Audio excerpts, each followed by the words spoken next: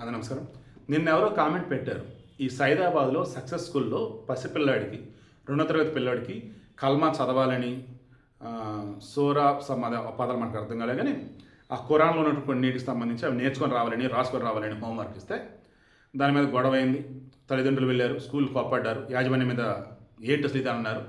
ఆ అమ్మాయి టీచరు షేక్ అయేషా పర్వీన్ ఆమె సస్పెండ్ చేశారు. దెన్ సస్పెండ్ చేసేదేంటి? మొన్న భరత్ ఆటో డ్రైవరు మన హిందూ ధర్మంలో సనాతన ధర్మంలో చెప్పినట్టు ఈ సృష్టికి మొత్తానికి దేవుడు ఎవరు అంటే విష్ణుమూర్తి అన్నట్టు అదే రాసుకుంటే అతన్ని ఏకంగా మనం కొట్టబోయి తిట్టబోయి కేసులు కూడా పెట్టారు. మా మతంలో ఉన్నది మేము రాసుకుంటే కేసులా అని అంతా నిరసన వ్యక్తం చేస్తూ ఉంటే ఈ పసిపిల్లడు కనపడింది. పసిబిడ్డకి తనకు సంబంధం లేని మతాన్ని ఏకంగా రుద్దుతూ స్కూల్లో నేర్పిస్తూ చిన్నప్పుడు మత మార్పులకు గురి చేయడం ఏంట్రా బాబు ఇది అంటే కేసులు తీసుకోలేదని అన్నారు. ఇప్పుడు కేసు తీసుకున్నారు. ఆ టీచర్ మీద, స్కూల్ మేనేజ్మెంట్ మీద, స్కూల్ మీద కేసు పెట్టారు. మేబీ స్కూల్ గుర్తింపు రద్దు అవ్వచ్చు. అండ్ ఆ టీచర్ అనే వాళ్ళు ఎవరైతే ఉన్నారో జయశిక్ష పడేదాన్ని పడదు. కోర్టులో జడ్జి చాలా మంచులు కాబట్టి మన దగ్గర అపాధి చెప్పిస్తారు. అండ్ స్కూల్ యాజమాన్యాన్ని కూడా క్షమించమని ఎంతకంత జరిమానా అయితే వేస్తారు. సో మొత్తం కేసులు ఫైల్ అయినాయి. ఇక ఇప్పుడు ఆ బిడ్డకు రక్షణ కావాలి కదా, రెండో తరగతి పిల్లడి పాపం ఖచ్చితంగా స్కూల్ అయితే చేంజ్ చేస్తారు, మారుస్తారు.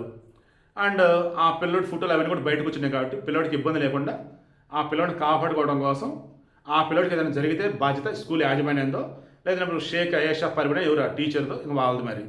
సో వీళ్ళు ఏమన్నారంటే కేసు పెట్టారు స్కూల్ మేనేజ్మెంట్ మీద, టీచర్ మీద, స్కూల్ మీద. ఎందుకంటే ఇప్పుడే కాదంట, చాలా రోజులు ఇదే నడుస్తుందంట.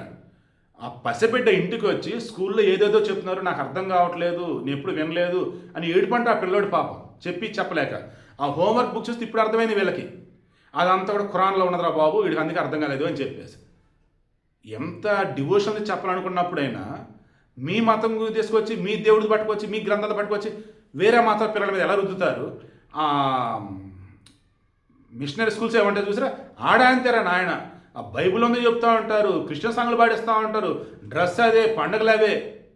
నేను అందుకే అంటున్నాను, సరస్వతి శిశు మందిర్ అని చెప్పేసి ఉంటాయండి ఆర్ఎస్ఎస్ వాళ్ళవి, సూపర్ ఉంటే స్కూల్స్ అయితే. త్వరలో ప్రతి మండలానికి ఒక స్కూల్ అది పెట్టాలి.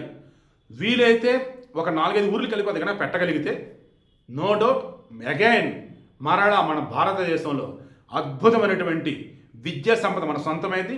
మన పిల్లలు ఎక్స్ట్రాడినరీగా మన విలువలతోనే పెరుగుతారు.